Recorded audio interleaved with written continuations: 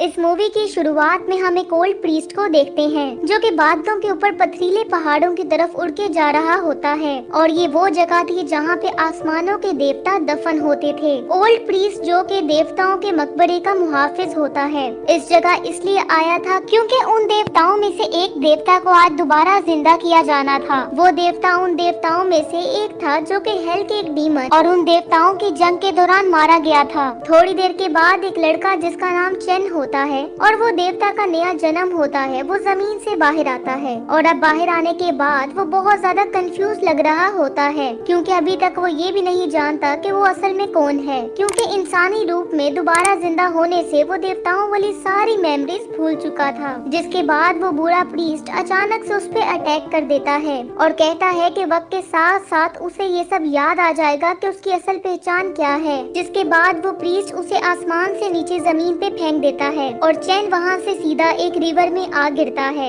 जहाँ पे एक प्रिंसेस नहा रही होती है और वो चैन को वहाँ देख के बहुत हैरान हो जाती है और चिल्लाने लगती है और गार्ड्स को हेल्प के लिए बुलाती है। जिसके बाद वो गार्ड्स को ऑर्डर देती है कि वो चैन को पकड़ लें और उसे किंगडम ले जाकर जेल में बंद कर दें। अब सीन शिफ्ट होता है और हम एक लड़के को देखते हैं जिसका नाम जिलोंग होता है और वो शाही जेल का कैदी होता है और उसको एक गार्ड लड़की जिसका नाम शोई होता है ट्रीटमेंट कर रही होती है क्योंकि जिलोंग को किसी और कैदी ने मारा होता है और वो इस बात पे काफी ज्यादा नाराज लग रहा होता है। अब इधर शोई जिलोंग की टांग पे मरहम पट्टी कर रही होती है, वहीं दूसरी तरफ बाकी सब कैदी एक दूसरे को इशारों में अपना प्लान बता रहे होते हैं। तभी हमें पता चलता है कि उन सब का इरादा उस प्रिजन से भागने का था क्योंकि उन्हें लगता था कि उन्हें गैर मुंसिफाना तौर पर कैद किया गया है। उस किंगडम के प्राइम मिनिस्टर शिवा ने उन्हें इसलिए पकड़ के कैद किया होता है क्योंकि उसे लगता था कि इन सब की बॉडीज में स्पिरिचुअल पावर्स हैं और सिचुएशन सेफ होने के बाद वो सब तिनकों के नीचे छुपाए गए अपने अपने वेपन्स निकाल कर गार्ड्स पे अटैक कर देते हैं और इससे पहले कि वो जिलोंग और शोई को भी मारते, जिलोंग और शोई वहाँ से भागने का डिसाइड करते हैं। जिसके बाद वो बच के खुफिया रास्ते से निकल जाते हैं और उस रास्ते की दीवारों पे बहुत से स्पेल पेपर्स चिपकाए गए होते हैं और जब जिलोंग उनमें से एक स्पेल पेपर को टच करता है तो उसके हाथ रिएक्ट करने लगते हैं और उनमें से मैजिक पावर निकलने लगती है। तभी हमें पता चलता है कि इन स्पेल पेपर्स को एक रॉयल सुपरवाइजर सोआंसू ने जादू के जरिए बनाया होता है ताकि वो दूसरे लोगों से मैजिक पावर्स को एब्जॉर्ब कर सकें। खुशकिस्मती से शोई जिलोंग को उस जगह जाने से रोक लेती है और दूसरी तरफ भागने का कहती है, लेकिन वहाँ पे उनका सामना उन्हें प्रिजनर से हो जाता है जो बगावत करके भागे होते हैं और वो शोई को मारने के लिए उन सबको घेर लेते हैं और तभी उनमें लड़ाई स्टार्ट हो जाती है। अब शोई अपनी मेड की हिफाजत करते हुए अकेले ही उन सबसे लड़ने लगती है, लेकिन वो उसकी हिफाजत नहीं कर पाती और एक प्रिजनर उस लड़की को इंजर कर देता है। खुशकिस्मती से प्राइम मिनिस्टर शिवा वहाँ पे आ जाता है और शोई को प्रिजनर के अटैक से बचा लेता है और उन प्रिजनर्स में से मैजिक पावर एब्जॉर्ब करने के बाद वो बाकी के प्रिजनर्स पे अटैक कर देता है और अब हेल्पलेस हो जाने की वजह से वो सब सरेंडर कर देते हैं। जिसके बाद उन्हें दोबारा जेल में डाल दिया जाता है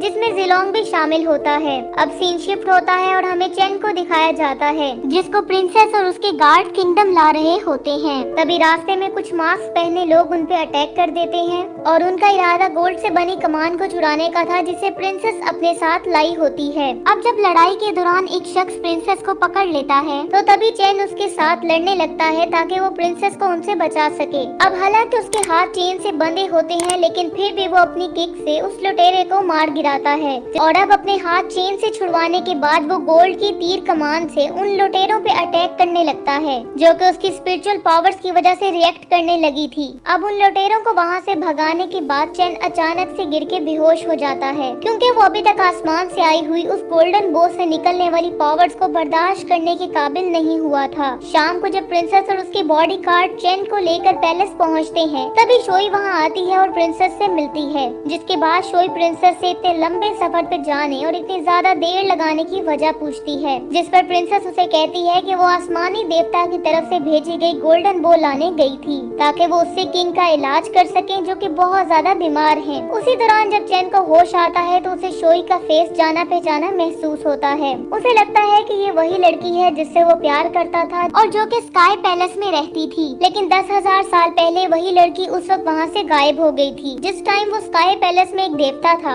अब इसी दौरान जब प्रिंसेस शोई से बात करने लगती है तो चैन वहाँ से गायब हो जाता है और उस रूम में चला जाता है जहाँ पे गोल्डन बो रखी होती है। जब प्रिंसेस को उसके गायब होने का पता चलता है तो वो फौरन से गार्ड्स को ऑर्डर देती है कि वो उसे ढूंढकर जेल में बंद कर दें। दूसरी तरफ चैन अभी तक उस गोल्डन बो पे मौजूद पूरी स्टार एनर्जी से पीछा छुड़वाने की पूरी कोशिश कर रहा था, जो कि मुसलसल उसे अपनी तरफ खींच रही होती है। इसी दौरान वो जितनी बार उस गोल्डन बो को टच करता है, वहीं दूसरी तरफ किंग को उतनी बार एक अजीब सा रद्देअमल महसूस होता है। चैन के गोल्डन बो को पकड़ने से किंग खुद ब खुद ठीक हो जाता है और जब चैन अपना हाथ उससे हटाता है तो किंग दोबारा से बीमार हो जाता है। अब प्रिंसेस उस गोल्डन बो को अपने फादर के पास ले आती है ताकि वो उसे टच कर सके और जब वो उसे पकड़ता है तो गोल्डन बो उसके हाथ से उड़ के चैन के हाथ में चली जाती है, जो कि वहीं पे छुपा होता है और गोल्डन बो की पावर्स की वजह से वो दोबारा बेहोश हो जाता है। ये देख के किंग अपने गार्ड्स को उसे मेडिकल डिपार्टमेंट में लेके जाने का कहता है। दूसरी तरफ प्राइम मिनिस्टर शीमा को उनका बेटा रिपोर्ट देता है कि वो प्रिंसेस से गोल्डन बो छीनने में नाकाम हो गया है, जिस पर हमें ये पता चलता है कि वो लोग जिन्होंने प्रिंसेस पे अटैक किया था वो शीमा के लोग थे, जिसने उन्हें प्रिंसेस से गोल्डन बो छीनने के लिए भेजा था।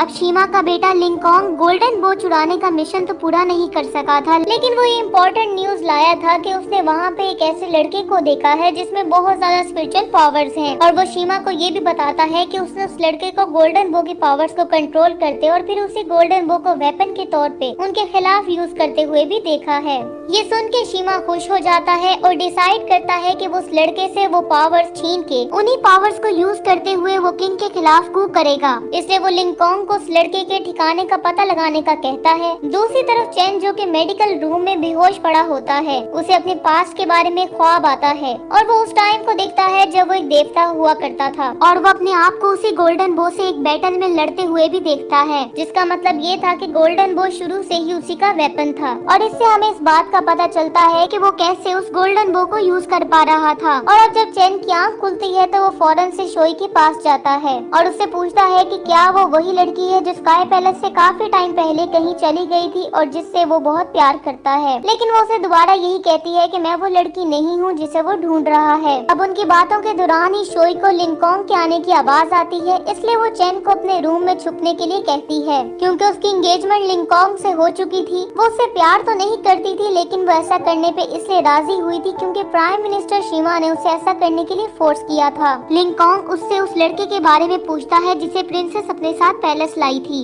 लेकिन शोई उससे कहती है कि वो इस बारे में कुछ नहीं जानती। अब लिंकॉन्ग के जाने के बाद चैन उसके पास आता है और उसे बताता है कि लिंकॉन्ग वही शख्स है जिसने रास्ते में प्रिंसेस पे अटैक किया था। उसे इस बात का यकीन इसलिए था क्योंकि एक हमलावर के शूज और वॉइस लिंकॉन्ग के शूज और वॉइस बिल्कुल एक जैसे थे। अब कुछ दिनों बाद कुछ मास्क पहने हमलावर अचानक से पैलेस में एंटर हो जाते हैं ताकि वो किंग पे अटैक कर सकें, लेकिन खुशकिस्मती से वहाँ प्राइम मिनिस्टर पहुँच जाता है और उन सबको मार देता है और किंग को बचा लेता है। जिसके बाद वो किंग से उस लड़के के बारे में पूछने लगता है जिसके पास बहुत ज्यादा स्पिरिचुअल पावर्स हैं, लेकिन किंग को उसके इरादे ठीक नहीं लग रहे होते, इसलिए वो उसे कुछ भी नहीं बताता। प्रिंसेस भी उसे ये कहकर टाल देती है कि रॉयल गार्ड्स ने उसे पकड़कर मार दिया था। शाम को शीमा शोई को अपने पास बुलाता है और उससे चैन के बारे में इंक्वायरी करने लगता है, लेकिन वो भी उसे उसके ठिकाने का नहीं बताती और कहती है कि वो तो उसको जानती तक नहीं। जिसके बाद वो उसे लिंकॉन्ग से शादी के लिए तैयारियां स्टार्ट करने का कहता है ताकि कुछ दिनों में उनकी शादी हो सके, जिस पर वो इतराज करती है तो शीमा उस पर गुस्सा करता है और उसे अपने ऑर्डर्स फॉलो करने का कहता है।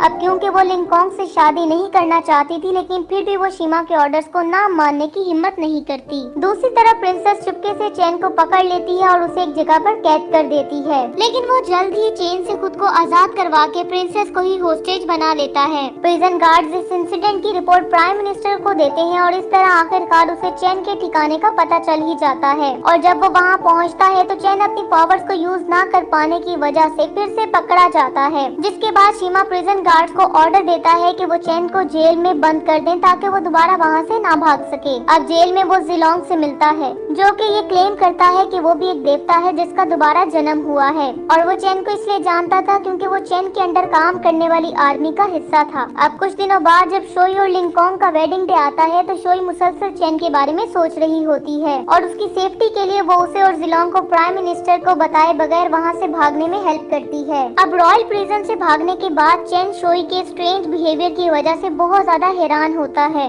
जिस पर जिलोंग उसे बताता है कि आज तो उसकी और लिंकॉन्ग की शादी होने वाली थी। ये सुन के वो उससे मिलने के लिए पैलेस की तरफ भागने लगता है और जब वो रॉयल पैलेस पहुँचता पहुंचता है तो वहाँ पे हंगामा क्रिएट कर देता है ताकि वो शोई और लिंगकोंग की वेडिंग को रोक सके। अब लिंगकोंग से ये बर्दाश्त नहीं होता और वो उस पर अटैक कर देता है, जिसकी वजह से उनके दरमियान लड़ाई होने लगती है और एक जबरदस्त बैटल के बाद चैन लिंगकोंग को मारने में कामयाब हो जाता है और उन दोनों की शादी भी नहीं हो पाती। अगले ही दिन शोई चैन को एक सीक्रेट बुक दिखाती है जिसको प्राइम मिनिस्टर ने छुपा रखा था, जिससे उन्हें ये पता चलता है कि शीमा बहुत ज्यादा स्पिरिचुअल पावर्स को इकट्ठा करने की प्लानिंग कर रहा था ताकि वो हमेशा के लिए जिंदा रह सके, और इसी वजह से वो उन लोगों को कैद कर लेता था जिनके पास स्पिरिचुअल पावर्स होती थी। दूसरी तरफ शीमा उसी रॉयल एडवाइजर से मिलने आता है जिसका नाम स्वानजू था और वो उससे हेल्प मांगता है ताकि वो लिंगकोंग को दोबारा जिंदा कर सके। और तभी हमें पता चलता है कि शीमा को स्पिरिचुअल पावर्स के बारे में जो कुछ पता था वो स्वानजू की वजह से था और वही उसे दूसरे लोगों से ज्यादा स्पिरिचुअल पावर्स इकट्ठी करने का कहता था। अब प्राइम मिनिस्टर की रिक्वेस्ट सुनने के बाद वो उसकी हेल्प करने की बजाय उसे ही मार देता है और सारी की सारी स्पिरिचुअल पावर्स उससे छीन लेता है। तभी वहाँ पे शोई, चेन और जिलोंग आ जाते हैं और अब वो उसके इवल प्लान के बारे में भी जान चुके होते हैं, क्योंकि वो कुछ दिनों बाद होने वाले एक ब्लेसिंग सेरेमनी में किंगडम के सभी मेंबर से स्पिरिचुअल पावर छीनने का इरादा रखता था और चेन ये जानता था कि उसने ये सब कुछ इसलिए किया था ताकि वो एक देवता बनकर हमेशा जिंदा रह सके, लेकिन वो तीनों ये सब कुछ नहीं होने दे सकते थे, इसलिए वो उसके साथ लड़ने लगते हैं। लेकिन वो एडवाइजर सालों से इकट्ठी की हुई उन स्पिरिचुअल पावर्स की मदद से उन तीनों को आसानी से हरा देता है, जिसके बाद वो किंग को मिलने आता है और उसे ब्लेसिंग सेरेमनी करने का कहता है जिसमें सारी रॉयल फैमिली मौजूद हो। अब किंग को उसके इवल प्लान का इल्म नहीं होता, इसलिए वो उनकी बात मानने पे राजी हो जाता है और इससे पहले भी उसने किंग से यही झूठ बोला था कि ब्लेसिंग सेरेमनी से किंग की बीमारी ठीक हो जाएगी। अगले दिन किंग और बाकी सब रॉयल मेंबर्स ब्लेसिंग सेरेमनी के लिए एक ओपन एरिया में जमा होते हैं और जब सारे रॉयल मेंबर्स इसके लिए तैयार थे तो तभी वो एडवाइजर अपने इवल प्लान के मुताबिक उन सबकी स्पिरिचुअल पावर्स उनसे एब्सॉर्ब कर लेता है और जब वो उन लोगों को मारने ही वाला होता है तो चेन और जिलोंग उसके इस अटैक को नाकाम बना देते हैं,